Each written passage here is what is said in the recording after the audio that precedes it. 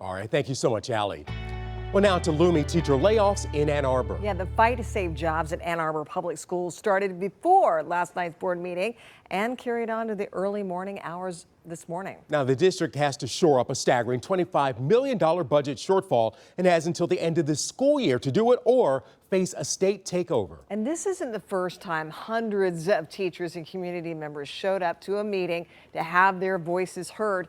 We were at the board meeting last April when the board approved layoffs. And last night, another big crowd of educators showed up just wanting answers. Well, 7 News Detroit reporter Peter Maxwell is live in Ann Arbor this morning. And Peter, the meeting went late into the night. Did the teachers learn anything about the potential for layoffs? Well, the union is not aware of any layoffs at this point, but there are still many questions to remain. How many layoffs, where will there be, and when they will happen? And now the teachers are demanding transparency. Stand up.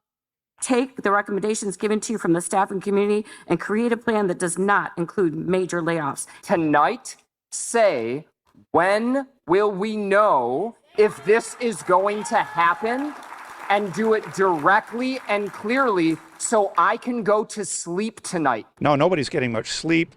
People are worried and scared. It was a long night in Ann Arbor as hundreds of teachers rallied just before last night's Ann Arbor Public School Board of Education meeting and spoke out in force during public comment.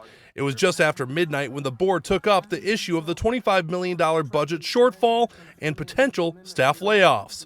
I just want to be clear that some of those stakeholders are asking for more information, and I want to uplift their voices because I see that as being my responsibility. Board member Ernesto Quijero is asking for a timetable on layoffs, a list of cuts and the processes behind those cuts, potential building sales and what the revenue could be from those sales, especially if they were improved with bond funds, and a pie chart or graph of the cuts if the recommendations do include layoffs, number of employees across groups, but also what it translates to in dollar figures. It just seems a little disingenuous to say we want to rush to slow down.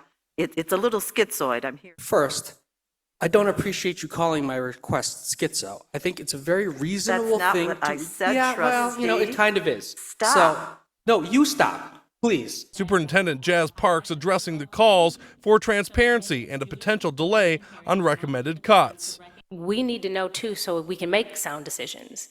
So it is not a delay because we are dragging our feet to wait to the last day of school. I don't think that. Like we have to also know that we are making sound decisions with the best information available. But while the district considers its next steps, staff is left to wait and wonder. People have taken jobs here and moved here from other communities, and now they're not sure what's going to happen to them.